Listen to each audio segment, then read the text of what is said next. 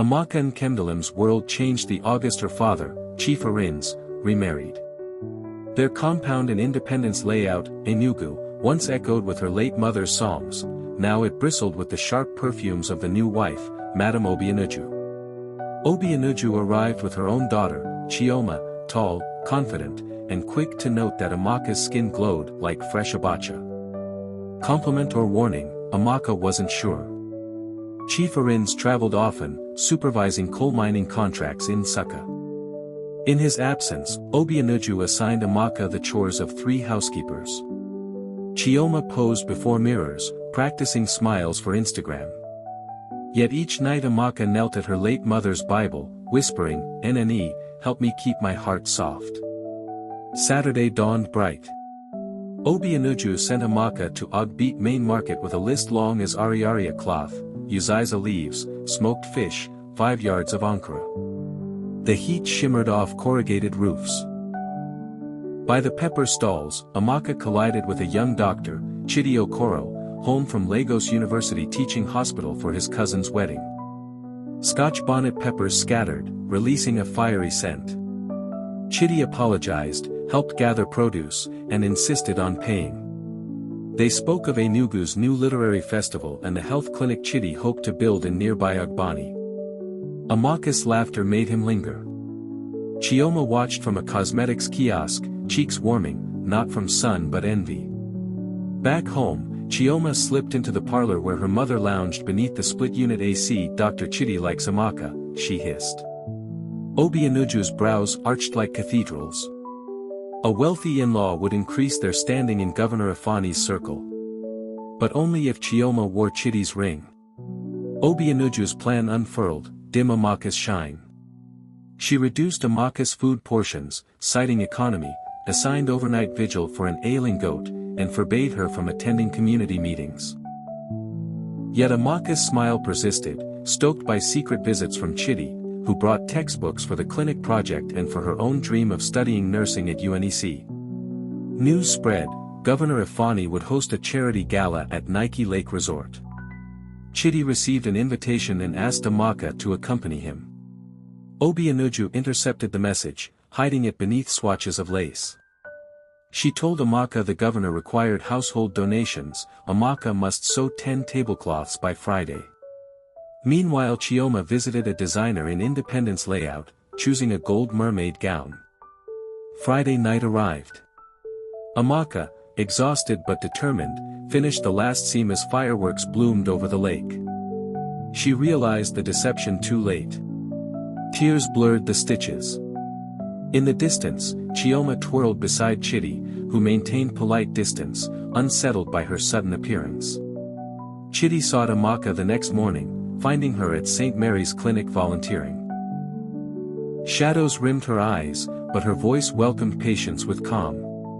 Chidi confronted Chioma, who confessed that her mother orchestrated the switch. Furious, Chidi warned he judged character by actions, not gowns. Chioma's envy hardened, she vowed to win by any means.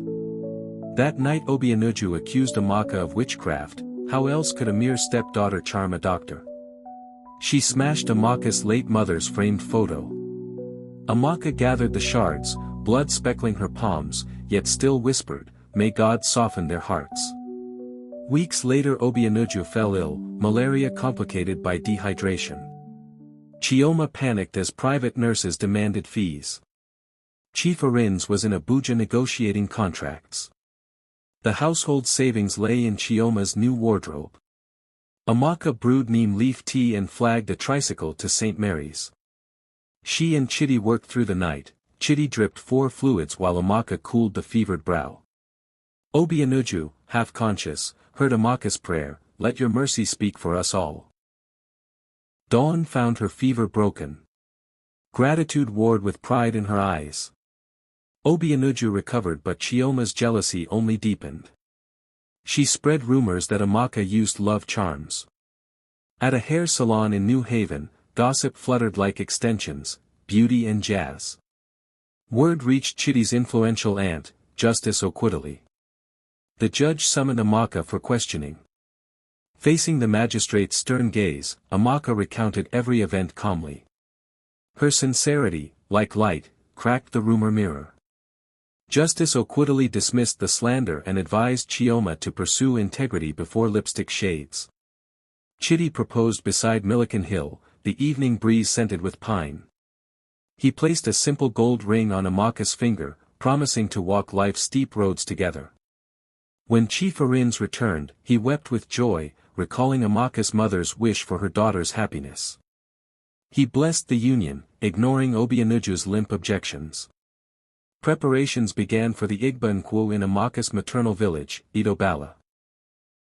Chioma's resentment smoldered, but even she sensed the tide turning. Neighbors praised Amaka's kindness, vendors gifted yams, singers rehearsed Uliink songs. On wedding eve, Chioma entered Amaka's room clutching a kerosene lamp. Tears carved tracks through her makeup. "I wanted your glow," she confessed, "but your light comes from a place I never tended." She begged forgiveness. Amaka embraced her, the lamp flickering between them. Obianuju watched from the doorway, understanding blooming like dawn. She knelt, an elder before a child. "You saved me when spite should have left me." Amaka lifted her up, love keeps no record of wrongs. That night, 3 women, once tangled in bitterness, braided each other's hair under the moon. The wedding radiated across Idobala, kola nuts cracked, talking drums thundered, palm wine foamed. Chioma danced beside her sister in matching coral beads, genuine smile replacing practiced pout. Obianuju presented the couple with seed money for the Agbani Health Clinic, her first selfless gift in years. Months later the clinic opened, walls painted sunrise orange. A plaque read, "Built on love and kindness." Children queued for vaccines, mothers learned prenatal care. Amaka, now Nurse Okoro, stepped outside as harmattan haze lifted. She saw Chioma teaching hygiene to schoolgirls and Obianuju distributing mosquito nets. Chief Arin's laughter rang across the courtyard. Indeed, truth, love, and kindness had won and would keep winning, so long as their doors stayed open to every hurting traveler on the long, red Nigerian road.